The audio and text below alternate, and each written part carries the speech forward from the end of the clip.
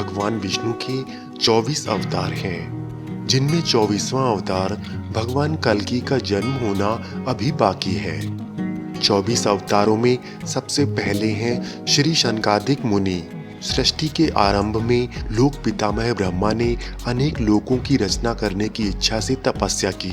उनके तप से प्रसन्न होकर भगवान विष्णु ने सनक, सनंदन, सनातन और सनत कुमार नाम के 4 मुनियों के रूप में अवतार लिया। ये भगवान विष्णु के प्रथम अवतार हैं। वराह अवतार। पुरातन समय में दैत्य हिरण्याक्ष ने जब पृथ्वी को ले जाकर रसातल में छिपा दिया, तब भगवान विष्णु ने वराह अवतार लेकर पृथ्वी को अपने दांतों पर रखकर रसातल से बाहर निकाला और दैत्य हिरण्याक्ष का वध किया। नारद अवतार। ब्रह्मा जी के 7 मानस पुत्रों में से एक देवर्षि नारद भी भगवान विष्णु के ही अवतार हैं। नारद जी को भगवान का मन भी कहा जाता है। देवर्षि नारद का जन्म धर्म के प्रचार और लोक कल्याण के लिए हुआ है। नर नारायण अवतार। सृष्टि के आरंभ में भगवान विष्णु ने धर्म की स्थापना के लिए 2 रूपों नर और नारायण में अवतार लिया। इस अवतार में वे अपने मस्तक पर जटा धारण किए हुए थे। उनका संपूर्ण वेश तपस्वियों के समान था। उनके हाथों में हंस, चरणों में चक्र और वक्षस्थल में श्री वत्स के चिन्ह थे। कपिल मुनि अवतार। भगवान विष्णु ने 5वां अवतार कपिल मुनि के रूप में लिया। इनके पिता का नाम महर्षि कर्दम व माता का नाम देवहूति था। भगवान कपिल के क्रोध से ही राजा सगर के 60,000 पुत्र भस्म हो गए थे।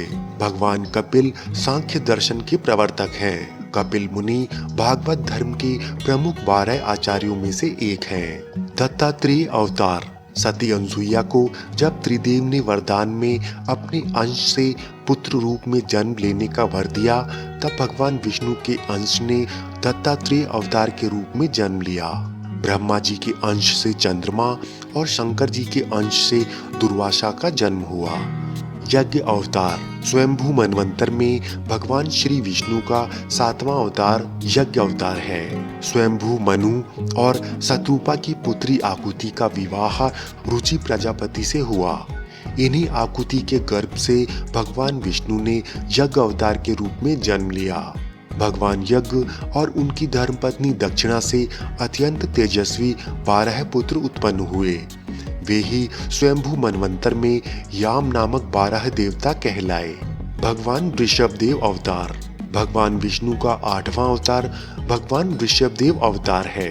महाराज नाभि और उनकी धर्मपत्नी मेरु देवी ने पुत्र की कामना से यज्ञ किया।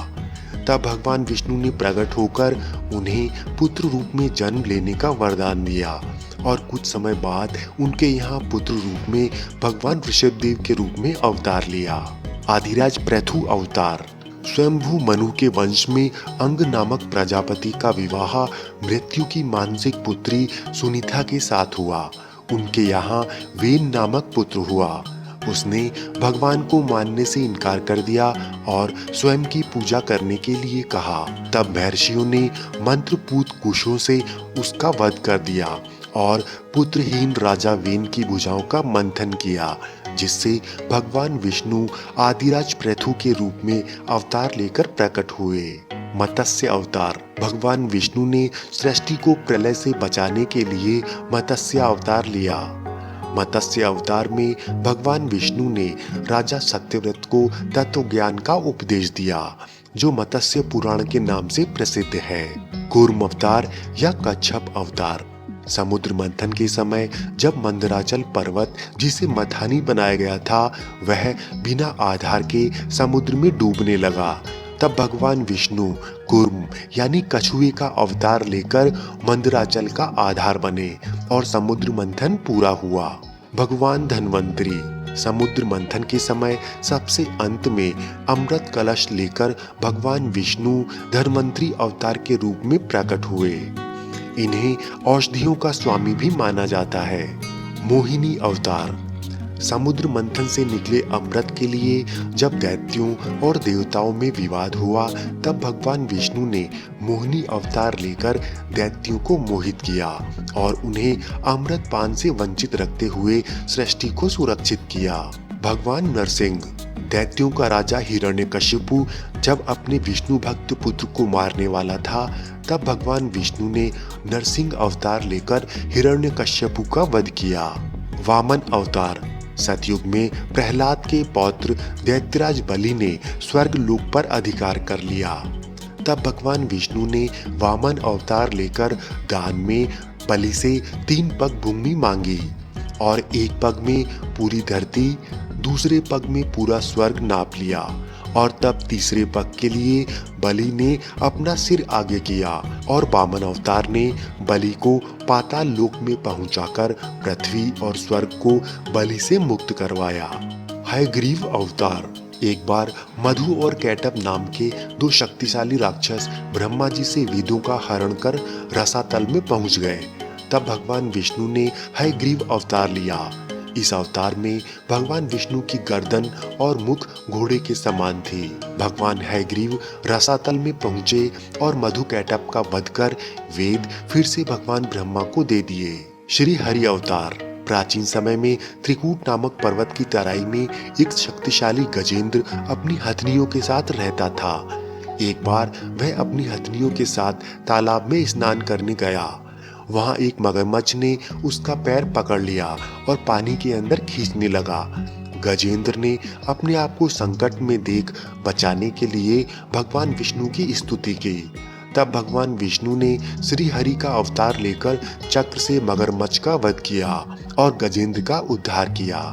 परशुराम अवतार महिष्मती नगरी की अभिमानी और अत्याचारी शासक सहस्त्रबाहु के वध के लिए भगवान विष्णु ने भार्गव कुल में महर्षि जमदग्नि के 5वें पुत्र परशुराम के रूप में जन्म लिया। उन्होंने 21 बार पृथ्वी को क्षत्रिय विहीन किया था। महर्षि वेदव्यास भगवान व्यास भगवान विष्णु के कलावतार थे। वे महाज्ञानी महर्षि पराशर के पुत्र रूप में प्रकट हुए थे। इन्होंने ही मनुष्यों की आयु और शक्ति को देखते हुए वेदों के विभाग किए, इसीलिए इन्हें वेद व्यास भी कहा जाता है। इन्होंने ही महाभारत ग्रंथ की रचना भी की थी।